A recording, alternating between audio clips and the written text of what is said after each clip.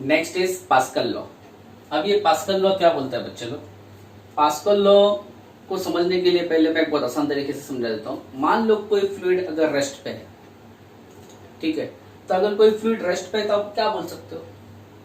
आप ऐसा बोल सकते हो कि उसके ऊपर जो है कोई भी प्रेशर एक्ट नहीं हो रहा है, एक लॉजिक ये होता है। या फिर आप ऐसा बोल सकते हो कि उसके ऊपर सब बाजू से इक्वल प्रेशर एक्ट हो रहा है ताकि रिजल्टेंट जीरो हो जाए, है ना। कोई भी चीज अगर रेस्ट पे है, ठीक है, मान लो अगर ये मार्कर हाथ पे रेस्ट पे है, तो क्या पॉसिबिलिटी है कि इसके ऊपर सब डायरेक्शन से इक्वल फोर्स आ रहा है ताकि रिजल्टेंट जीरो है इसलिए रेस्ट पे है, या फिर इसके ऊपर कोई फोर्स ही नहीं आ रहा है। ये दो में से एक पॉसिबिलिटी हो सकती है, ठीक है। तो पास्कल लॉ भी ऐसी कुछ है। पास्कल लॉ बोलता है कि अगर फ्लूइड अगर रेस्ट पे है, ठीक है, तो उसके ऊपर सब बाजू से जो है हर डायरेक्शन में इक्वल प्रेशर एक्ट होएगा, ठीक है। हर डायरेक्शन से उसके ऊपर क्या होएगा? इक्वल प्रेशर एक्ट होएगा, ठीक है। That is nothing but Pascal law. अब अगर इसका स्टेटमेंट बोलना है तो स्टेटमेंट क्या है टेक्निकल अपना? तो Pascal law states that if the pressure is applied at any point of an enclose fluid at rest, किसी भी फ्लूइड के ऊपर, किसी भी पॉइंट पे फ्लूइड के ऊपर अगर फ्लूइड रेस्ट पे है तो प्रेशर अप्लाई करते हैं तो that pressure is transmitted equally and undiminished, मतलब इक्वल प्रेशर ट्रांसमिट होगा eight every point on the fluid and also on the walls of the container. ये पास्कल लॉ है। समझने के लिए बहुत सिंपल बोल रहा हूं मैं। पास्कल लॉ क्या है कि अगर फ्लूइड रेस्ट पे है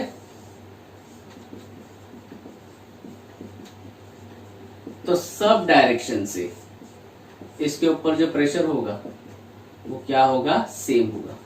पीए, PB, PC, in all direction it should be same. That is nothing but Pascal law. ये समझने के लिए अब आपका स्टेटमेंट लिखता हूं मैं, ठीक है। It states that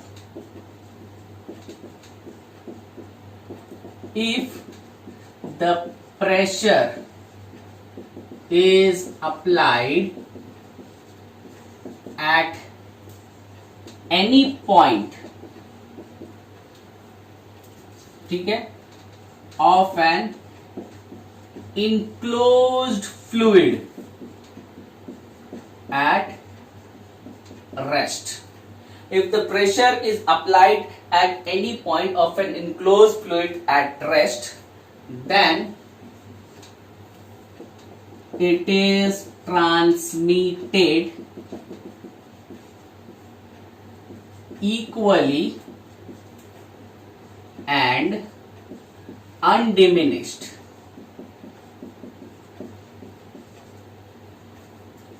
at every point of the fluid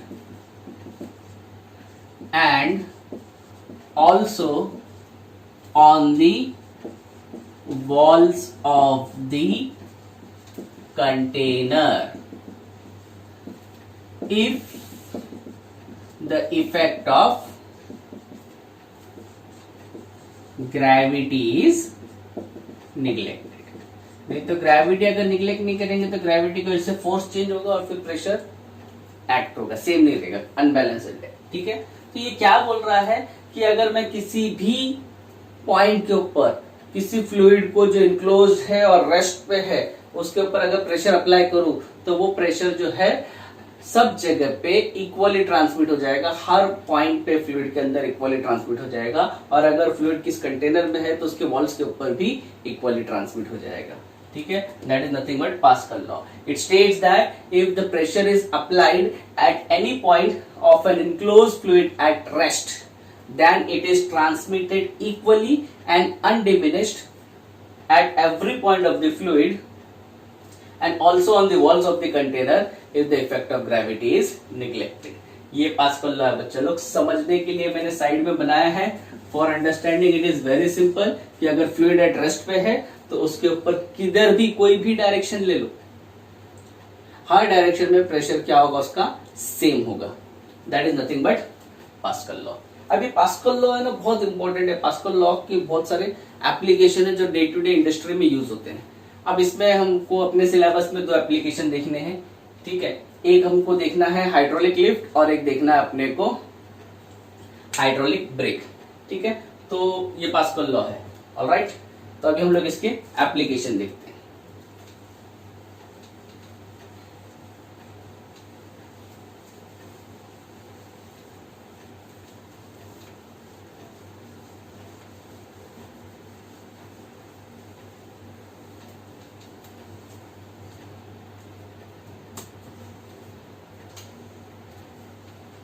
So next is application of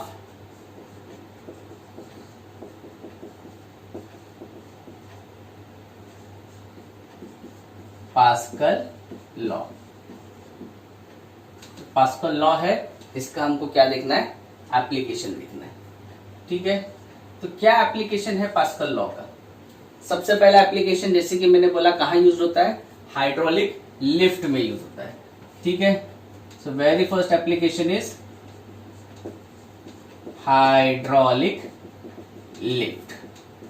क्या होता है ये हाइड्रोलिक लिफ्ट? आपने देखा रहेगा इंडस्ट्री में बड़े बड़े ऑब्जेक्ट उठाने के लिए जो मशीनरी यूज की जाती है, अलग अलग मशीनरी यूज की जाती है, उसमें से एक मशीनरी जो है हाइड्रोलिक लिफ्ट है, जो प्रेशर की वजह से चीजों को लिफ्ट करती है। ठीक है, so hydraulic lift, it is used to lift the heavy object by applying the small force। कम फोर्स अप्लाई करके हैवी ऑब्जेक्ट लिफ्ट करने के लिए ये हाइड्रोलिक लिफ्ट यूज किया जाता है। अच्छा, ये हाइड्रोलिक लिफ्ट जो है ना, ये पास्कल लॉ के ऊपर काम करता है। ठीक है, it is based on pascal law. ठीक है, अब कैसे बेस्ड है समझते हैं। Late us consider a small piston. यहां पे पिस्टन सिलेंडर अरेंजमेंट कर रहा हूं मैं।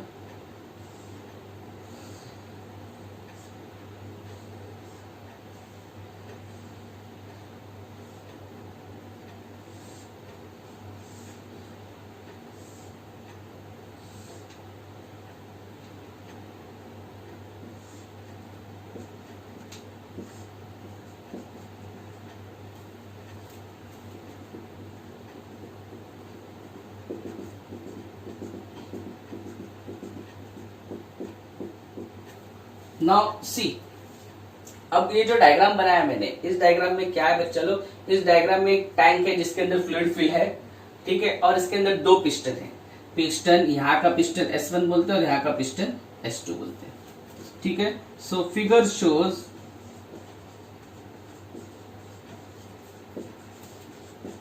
The tank filled with the fluid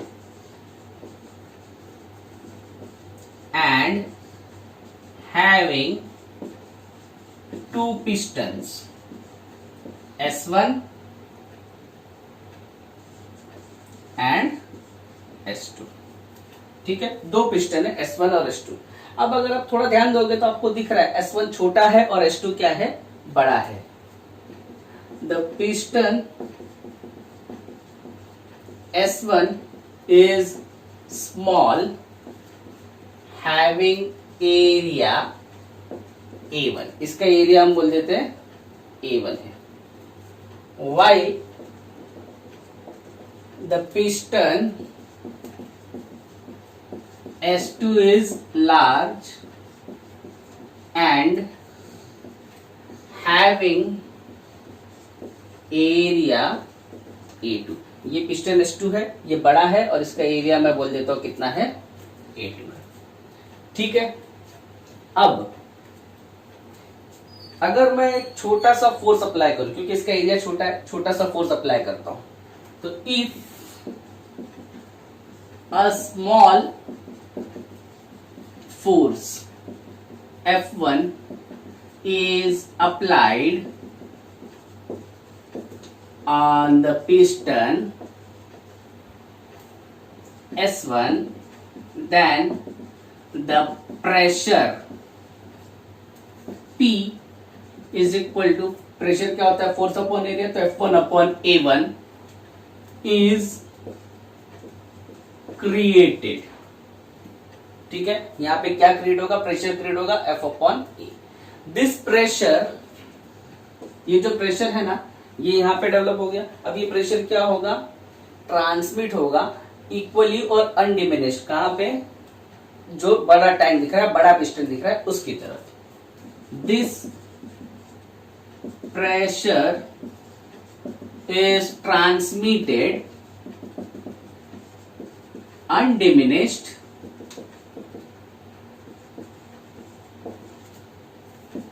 to the piston S2। ठीक है, therefore such that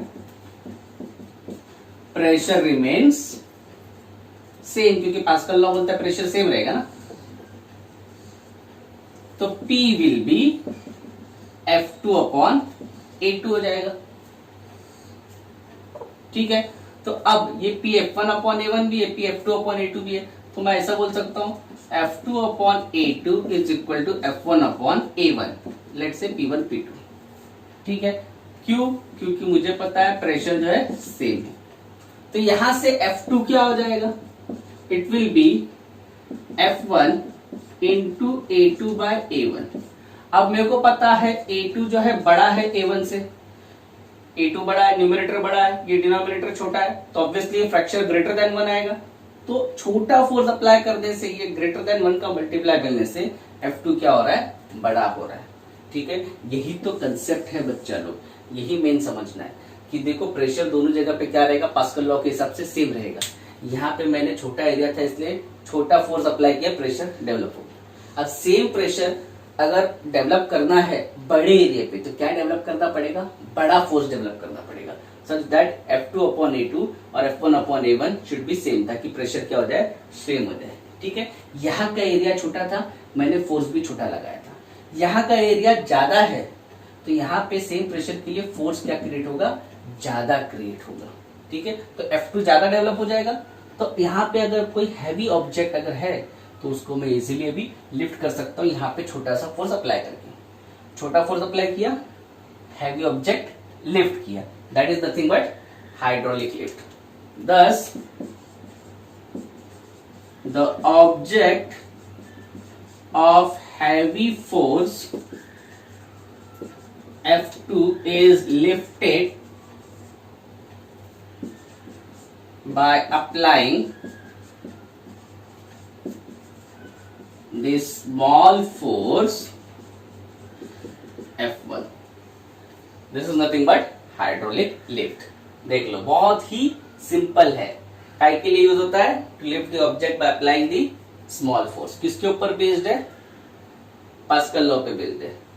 फिगर में क्या है, टाइम बता दिया है, जिसमें फ्लूइड है और दो अलग अलग पिस्टन है, S1 S2। पिस्टन S1 का एरिया छोटा है, पिस्टन S2 का एरिया बड़ा है, तो यहाँ पे A2 is greater than A1। अगर छोटा फोर्स अप्लाई करता हूं F1 पे, तो क्या होगा, तो उसके प्रोपोर्शनल क्या होगा, एक फोर्स डेवलप होगा, अपना प्रेशर डेवलप होगा P1, that is F1 upon A1। अब ये प्रेशर पास्कल लॉ से क्या होगा, ट्रांसमिट होगा अनडिमिनिश्ड इसकी तरफ। ठीक है, पिस्टन P2 पे, सच दैट P2 क्या बनेगा फिर, F2 अपॉन A2। तो प्रेशर सेम है, P1 is equal to P2, तो F2 upon A2 should be equal to F1 upon A1। तो यहाँ से F2 मिलेगा, तो F2 क्या होगा, F1 into A2 by A1, where A2 is greater than A1। तो अपने को क्या मिल गया, object of heavy force F2 is lifted by applying the small force F1। This is nothing but application of Pascal law, that is hydraulic lift. ठीक है, next will talk about next application, that is hydraulic brake.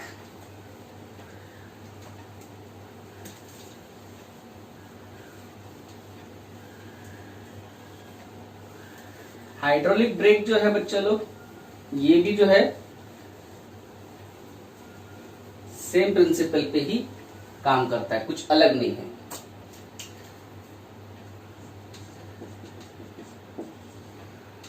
Hydraulic break,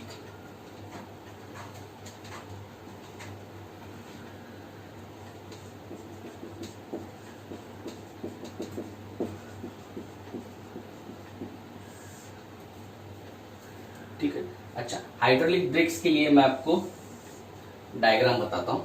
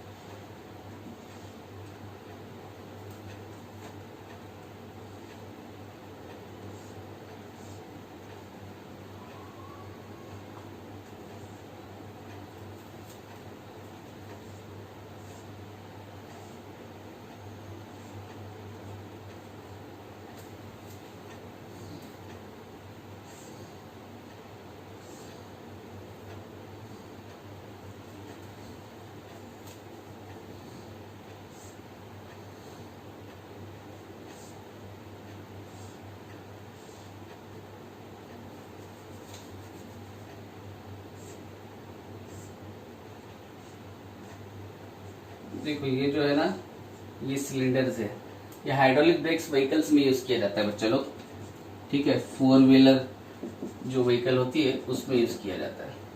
यहाँ पे होता क्या है, यहाँ पे एक जो है आपका मास्टर सिलेंडर होता है, जिसकी साइज छोटी होती है,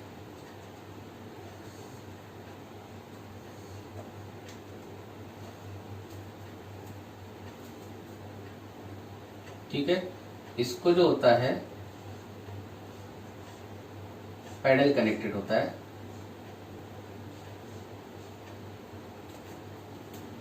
और ये जो है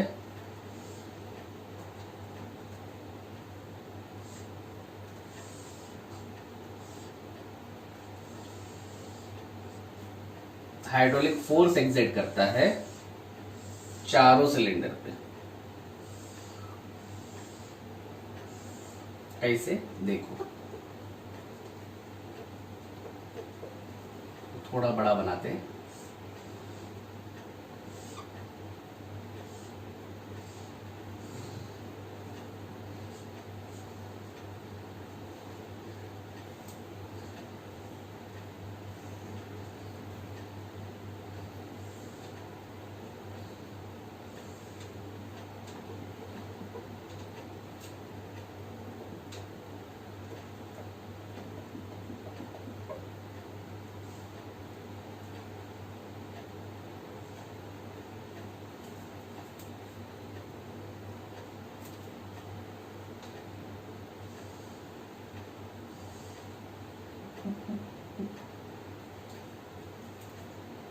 देखो यहाँ पे ये जो है ये मास्टर सिलेंडर होता है,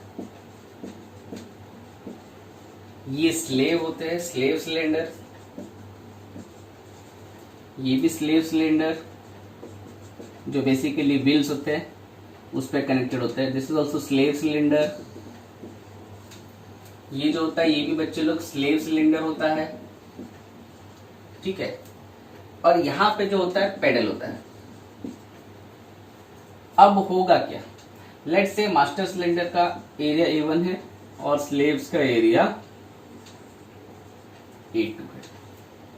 नाउ प्लीज सी, इसमें होगा क्या बच्चे लोग, जैसे हम पेडल पे छोटा सा फोर्स अप्लाई करते हैं, पेडल पे छोटा सा फोर्स अप्लाई किया तो मास्टर सिलेंडर का एरिया भी छोटा है, A1 is less than A2. If we apply a small force on the pedal, ठीक है, it creates pressure P1 is equal to F1 upon A1, small force F1, ठीक है। दिस प्रेशर, जैसा हमने हाइड्रोलिक लिफ्ट में देखा, ये pressure क्या होगा, this pressure is transmitted अनडिमिनिश्डली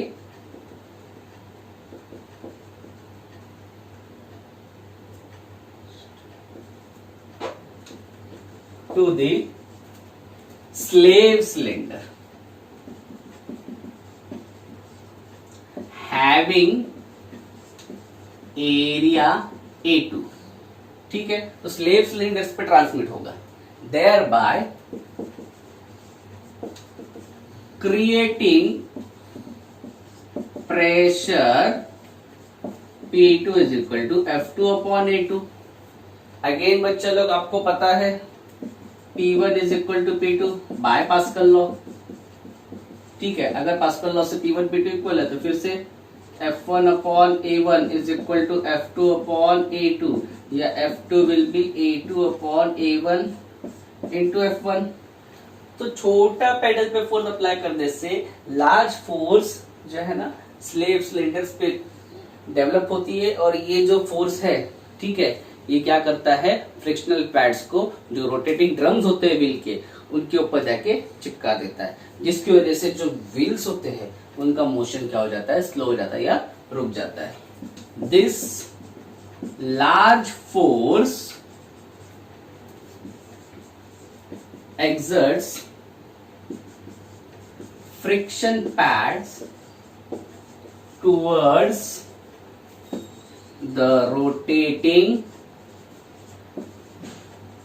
wheel drum, thereby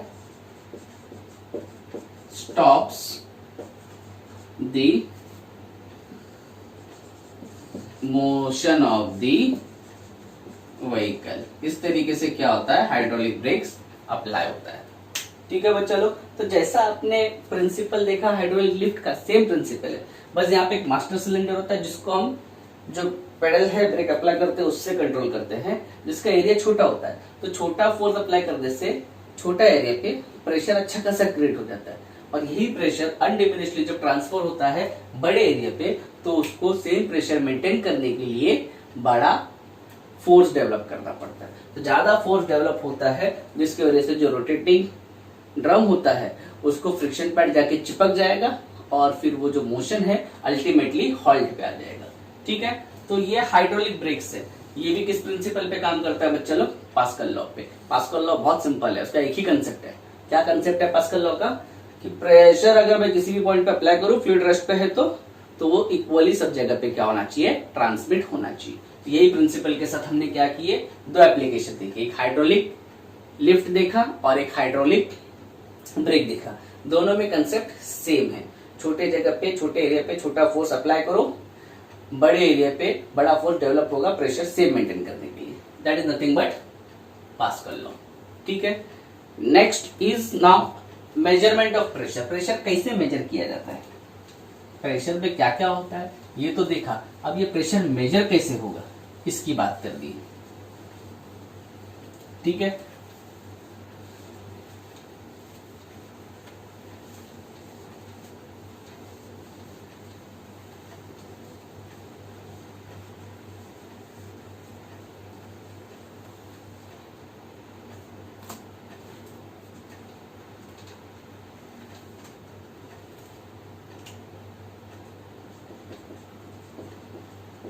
next is measurement of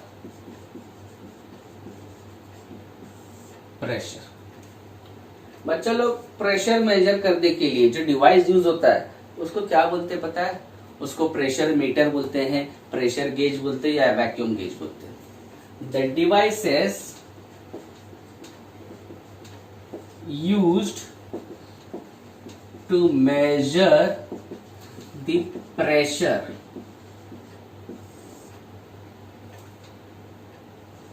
are called as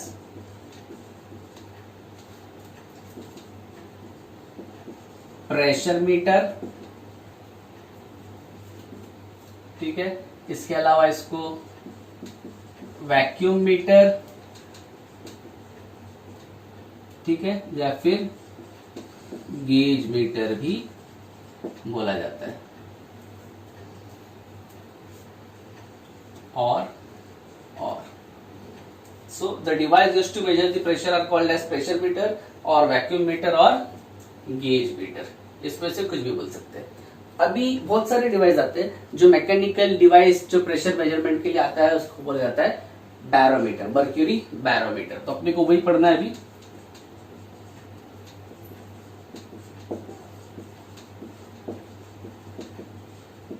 next is mercury barometer. अब ये मर्क्यूरी बैरोमीटर होता क्या है? An instrument used to measure the atmospheric pressure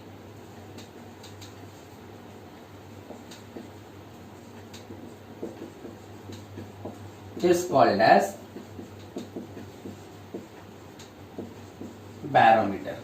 तो बैरोमीटर बेसिकली होता क्या है बच्चे लोग? एक इंस्ट्रूमेंट होता है जो क्या मेजर करता है? एटमॉस्फेरिक प्रेशर को मेजर करता है। ठीक है, ऐसे बहुत सारे बैरोमीटर्स डेवलप हो चुके हैं अब तक। ठीक है, इसी में से एक जो बैरोमीटर है, the one of the barometer was developed by Italian scientist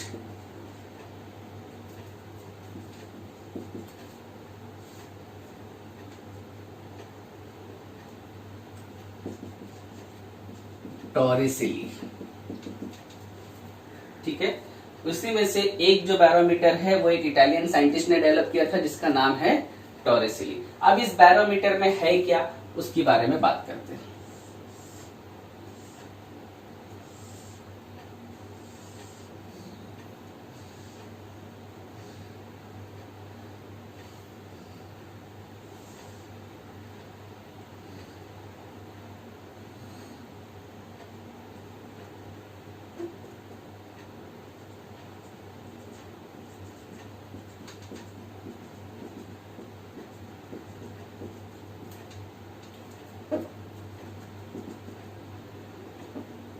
ये ए पॉइंट बोलते हैं, इसको सी बोलते हैं, इसको सी बोलते हैं और इसको बी बोलते हैं।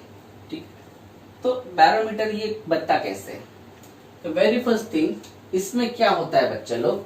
इसमें एक ग्लास ट्यूब होता है जिसमें पूरा का पूरा जो है मर्क्यूरी फिल किया जाता है up to its brim. Brim बोले तो पूरा टॉप तक।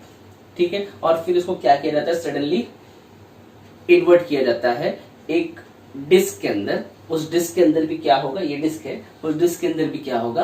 मर्क्यूरी होगा। ठीक है, तो फिर से बोल रहा हूं मैं, क्या होने वाला है इसके अंदर? इसके अंदर एक ग्लास ट्यूब होगा। ग्लास ट्यूब लेना है बच्चे लोग, पूरे के पूरे ग्लास ट्यूब में क्या करना है? मर्क्यूरी फिल करना है उसके ब्रिम तक, and then it is quickly inverted into the disc containing mercury. तो जब हम इसको उल्टा करेंगे और उसके अंदर उल्टा करके रखेंगे, खड़ा करेंगे, तो क्या होगा?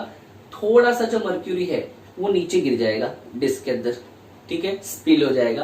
तो जिसकी वजह से जो पूरा जो भरा हुआ ट्यूब था अब ऊपर से थोड़ा क्या हो जाएगा? कम हो जाएगा। अब ऊपर से कम हो गया, वहां पे एयर तो है ही नहीं। ठीक है, क्योंकि मैंने पूरा फिल किया था, एयर तो गया ही नहीं। मर्क्यूरी इन्वर्ट करने के बाद एयर जाने का जगह मिला ही नहीं, क्योंकि पूरा का पूरा बाहर निकला ही नहीं। तो अल्टीमेटली वहां पे क्या क्रिएट हो जाएगा? वहां पे एक वैक्यूम क्रिएट हो जाएगा। उस वैक्यूम को बोलते हैं टॉरिसिली वैक्यूम। ठीक है, अच्छा, वहां पे कोई मीडियम ऐसा नहीं है, वहां पे मर्क्यूरी के वेपर रहेंगे, but that also refer to as a vacuum, और इसको क्या बोलते हैं? टॉरिसिली वैक्यूम बोलते हैं। ठीक है, अब प्रैक्टिकली देखा जाए तो ये ग्लास ट्यूब कितना लंबा होता है? 1 मीटर लेंथ होती है, और इसका डायमीटर जो होता है तकरीबन 1 सेंटीमीटर होता है। So I will write that first. It consist of 1 metre long glass tube having diameter about 1 centimeter. It is filled with mercury up to the brisk, up to the brim। Brim बोले तो top point. ठीक है, अब यहां तक पूरा भर दिया मैंने। इसके बाद क्या करना है? जो मर्क्यूरी का ट्यूब है उसको इन्वर्ट करना है किसके अंदर? एक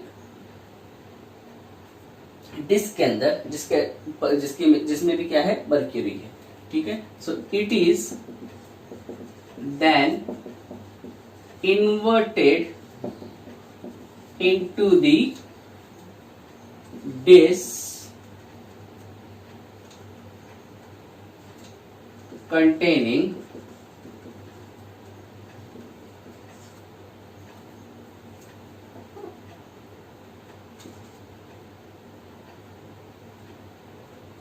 मर्क्यूरी। ठीक है, तो जब आप इसको इन्वर्ट करते हो बच्चा लोग, तो इन्वर्ट करने पे क्या होगा, इन्वर्ट करने पे अब कुछ ना कुछ मर्क्यूरी जो है वो स्पिल हो जाएगी। Due to this part of the mercury of the glass tube will spill into the disk। ठीक है, वो स्पिल हो जाएगा डिस्क के अंदर, जिसकी वजह से क्या हो जाएगा, अल्टीमेटली उसके अपर पोर्शन में एक वैक्यूम क्रिएट हो जाएगा, जैसे कि ये दिख रहा है। और इस वैक्यूम को क्या बोलते हैं, टॉरिसिली वैक्यूम बोलते हैं। ठीक है, this creates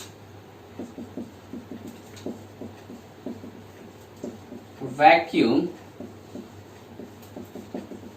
at the top of the glass tube। ठीक है, called as Torricelli's vacuum। ठीक है, यहां तक कोई तकलीफ, बहुत सिंपल है। काय के लिए यूज होता है, एटमॉस्फेरिक प्रेशर के लिए यूज होता है। किसने निकाला, इटालियन साइंटिस्ट टॉरिसिली। क्या होता है, ग्लास ट्यूब होता है 1 मीटर लंबा, 1 सेंटीमीटर का डायमीटर, पूरा मर्क्यूरी तक उसको फिल कर देने का ब्रिम तक, और फिर उसको इन्वर्ट कर देने का, उल्टा करके रख देने का। किसके अंदर, एक डिस्क के अंदर, जिसमें ऑलरेडी क्या है, मर्क्यूरी ही है। जब उल्टा करोगे तो कुछ मर्क्यूरी जो है पूरा ऊपर तक भरा था ना ग्लास ट्यूब में, तो कुछ मर्क्यूरी जो है डिस्क में गिर जाएगा, तो जिसकी वजह से मर्क्यूरी का लेवल ग्लास ट्यूब में कम हो जाएगा ऊपर की तरफ। तो वहां पे क्या डेवलप होगा, वहां पे वैक्यूम क्रिएट होगा, उसको क्या बोलते हैं, टॉरिसिली वैक्यूम बोलते हैं। ठीक है, अब क्योंकि यहाँ पे वैक्यूम क्रिएट हो चुका है, तो यहाँ पे जो प्रेशर है ये क्या हो जाएगा, अभी 0 हो जाएगा। द प्रेशर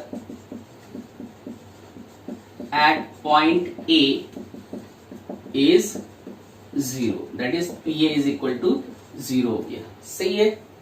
नेक्स्ट, अब सी पॉइंट की बात कर रहे हैं, तो सी पॉइंट कहां पे, सरफेस पे, जो कहां पे, एटमॉस्फेयर पे, तो उसका जो प्रेशर होगा वो किसको इक्वल होगा, एटमॉस्फेरिक प्रेशर को। Now the point C is at the surface, therefore PC is an atmospheric pressure. इसके ऊपर का जो प्रेशर होगा उसको क्या बोलेंगे बच्चे लोग, हम लोग एटमॉस्फेरिक प्रेशर बोलेंगे, है ना। अब ट्यूब के अंदर उसी का लेवल पे अगर मैं एक पॉइंट मेजर करूं, ठीक है, बी पॉइंट, तो सी और बी का प्रेशर क्या होगा, सेम होगा। क्यों सेम होगा, क्योंकि दोनों सेम लेवल पे, सेम हाइट मतलब क्या है, रो जी एच से, रो सेम है, जी सेम है, हाइट सेम, तो प्रेशर भी क्या हो जाएगा, सेम हो जाएगा। So consider point B at the same level as that of C, therefore PB is equal to PC। now ये तो समझ में आ गया। अब अगर मैं बोलूं कि PB और PC सेम लेवल पे नहीं है, कम ज्यादा है, ठीक है, जैसे कि मैं बोल देता हूं एक हाइट H पे है, ठीक है, so let point B is at height H from A, then जो हमने देखा था बच्चे लोग एब्सोल्यूट प्रेशर का इक्वेशन, कौन सा प्रेशर का इक्वेशन, एब्सोल्यूट प्रेशर का जो क्या था, P2 is equal to P1 plus rho G x1 minus x2, ये इक्वेशन देखा था ना। इसी इक्वेशन को यूज करके मैं बोल सकता हूं अब P2 क्या हो जाएगा, P2 के जगह पे बच्चा लोग अभी P2 के जगह पे PB हो जाएगा, इधर की बात कर रहा हूं ना, इधर की, और ये P1 विच इज 0, और फिर ये rho G which is H, तो PB is equal to rho G H। लेकिन PB किसको इक्वल है, पीसी को इक्वल है, और पीसी किसको इक्वल है? एटमॉस्फेरिक प्रेशर को इक्वल है क्या नहीं? Therefore atmospheric pressure is ρgh। तो ये जो है ये वर्किंग है बैरोमीटर का। जो बैरोमीटर है एटमॉस्फेरिक प्रेशर को मेजर करता है। कैसे मेजर करता है ये उसका मैंने प्रिंसिपल बताया। बहुत सिंपल है। 1 मीटर लॉन्ग ग्लास ट्यूब है, ठीक है। 1 मीटर लॉन्ग ग्लास ट्यूब के अंदर क्या किया गया है बच्चा लोग? एक डायमीटर का, उसका मतलब 1 सेंटीमीटर डायमीटर है, 1 मीटर लॉन्ग ग्लास ट्यूब है। पूरा का पूरा ब्रिम तक, ब्रिम बोले तो टॉप एंड तक मर्क्यूरी फिल किया है। फिर उसको इन्वर्ट किया है एक डिस्क के अंदर, जिसके अंदर ऑलरेडी क्या है? मर्क्यूरी है। जब उल्टा करोगे तो कुछ मर्क्यूरी क्या हो जाएगा? उसके अंदर स्पिल हो जाएगा, मतलब गिर जाएगा, ठीक है। जिसकी वजह से पूरा मर्क्यूरी नहीं आएगा, ऊपर क्या हो जाएगा? स्पेस खाली हो जाएगा। उसको क्या बोलते हैं? Vacuum creation. That is nothing but Torricelli vacuum. अब यहाँ पे क्योंकि वैक्यूम क्रिएट हुआ है तो ए का प्रेशर क्या हो जाएगा? 0 हो जाएगा। अब सी पॉइंट लिया मैंने, पीसी। अब सी पॉइंट कहाँ पे? सरफेस पे है ना। तो सरफेस पे आपको पता है कौन सा प्रेशर होता है? एटमॉस्फेरिक प्रेशर होता है। तो PC is nothing but atmosphere. So now the point C is at the surface, therefore PC is an atmospheric pressure. अब मैं एक और पॉइंट लेता हूं बी, सच दैट सी और बी जो है सेम लेवल पे। So consider point B at the same level as that of C. तो पी सेम लेवल पे होने की वजह से पी और बी और सी का प्रेशर क्या हो जाएगा? सेम हो जाएगा। So PB is equal to PC. और क्योंकि सी का एटमॉस्फेरिक प्रेशर है तो बी का भी क्या हो जाएगा? Atmospheric. Therefore PB is equal to PC is equal to PO, ठीक है। नाउ लेट पॉइंट बी को अभी अपन थोड़ा चेंज करते हैं। बोलते हैं कि सेम लेवल पे, लेकिन ए के रिस्पेक्ट में बात करते हैं उसकी। बोलते हैं कि हाइट एच पे है फ्रॉम ए। तो अपन ने ये इक्वेशन पढ़ा था ना, ठीक है, थोड़ी देर पहले पढ़ा था। तो अभी हम क्या कर रहे हैं? इसको उसी इक्वेशन में डाल रहे हैं। P2 is nothing but this point, P1 is nothing but PA which is 0, ठीक है। And rho G x1 minus x2 is nothing but h, ये डाल दिया। तो PB किसको इक्वल है? रो GH। लेकिन PB है किसको इक्वल? PB PC को इक्वल है, जो कि है atmospheric pressure. So atmospheric pressure is rho GH। थोड़ा ध्यान लगाओगे ना, बहुत सिंपल है। तो इस तरीके से बैरोमीटर जो है एटमॉस्फेरिक प्रेशर को क्या करता है? मेजर करता है, ठीक है। नेक्स्ट जो लास्ट मेजरमेंट का तरीका है प्रेशर का, वो है यूट्यूब मैनोमीटर।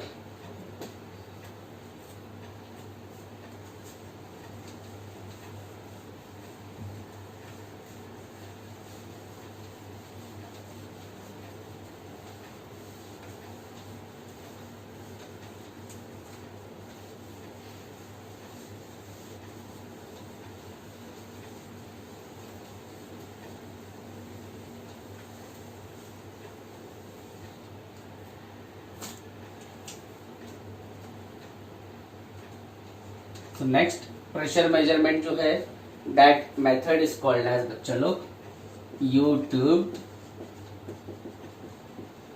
मैनोमीटर। ये कैसे काम करता है ये हमने देखना है। तो सबसे पहली चीज इसको समझने के लिए होता क्या है इसके अंदर, एक रिजर्वायर है, ठीक है,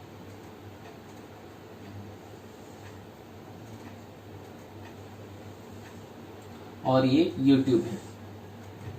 तो यूट्यूब का एक एंड जो है ये रिजर्वायर को कनेक्टेड है, जिसको कंटेनर या वेसल भी बोल सकते हैं, और एक एंड जो है ओपन टू एटमॉस्फेयर है।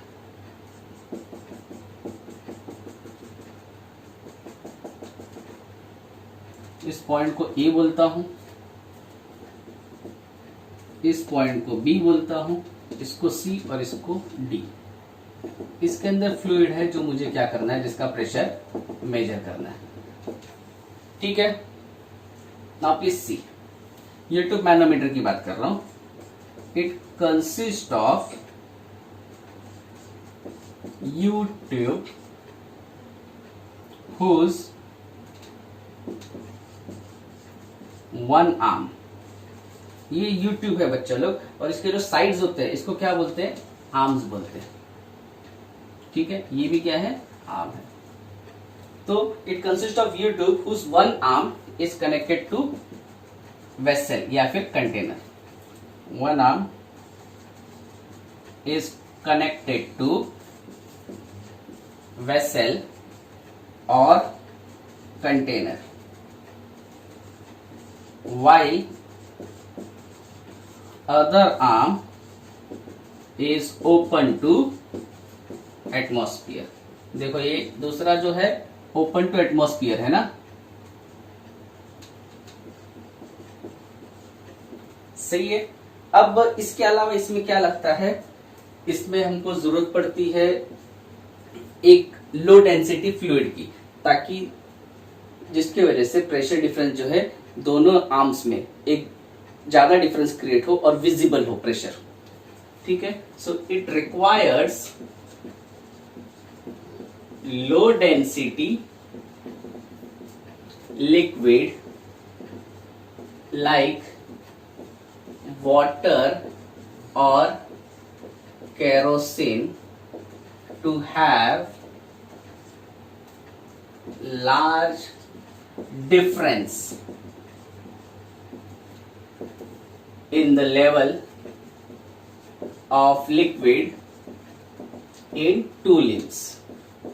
दोनों जो आर्म्स है, दोनों आर्म्स में लिक्विड लेवल का ज्यादा डिफरेंस होने के लिए हमको यहाँ पे क्या चाहिए, लो डेंसिटी लिक्विड चाहिए, जैसे कि वाटर या केरोसिन, सही है। अब मैं बात करता हूं सबसे पहली चीज, जो पॉइंट ए है ओपन टू एटमॉस्फेयर है, तो ए का जो प्रेशर है वो एटमॉस्फेरिक प्रेशर है, ठीक है। Let's say this height is h। Now to calculate pressure at C, ये C है, इसका प्रेशर कैलकुलेट करने के लिए let us consider a point B at the same level on the opposite arm. To calculate pressure at C, let us consider an point B at same level in other arm, ठीक है। देखो बच्चों, अगर मेरे को सी का pressure निकालना है तो सी का प्रेशर निकालने के लिए मैंने क्या बोला, सेम लेवल पे अपन क्या करेंगे, अपोजिट आर्म पे एक पॉइंट बोलेंगे बी, ठीक है। जिसकी वजह से क्या हो जाएगा, दोनों का प्रेशर क्या हो जाएगा, PC will be equal to PB हो जाएगा। आपको पता है ये पास्कल लॉ है, सेम लेवल पे पास्कल लॉ नहीं, ये आपने देखा था ना, fluid due to liquid column P is equal to rho ji H, तो हाइट सेम है तो दोनों का प्रेशर क्या होगा, सेम होगा, PC is equal to PB. Let it be equation 1, ठीक है। नाउ वी नो, अपने को पता है P2 is equal to P1 plus rho ji H, ये इक्वेशन है। तो अगर मैं A और B के लिए अप्लाई करूं, ठीक है, तो P2 is nothing but PB और P1 is nothing but PA, और हाइट जो है वो तो उतना ही रहेगा rho ji h, PB as it is. अब PA क्योंकि ये ओपन टू एटमॉस्फेयर है तो इधर का प्रेशर जो होगा वो एटमॉस्फेरिक प्रेशर होगा, सही है। लेकिन मुझे पता है पीबी किसको इक्वल है, पीसी को इक्वल है, तो PC is equal to PO plus rho ji H, ठीक है। पीसी का मिल गया, लेकिन मेरे को वेसल का अंदर जो फ्लूइड है उसका प्रेशर निकालना है।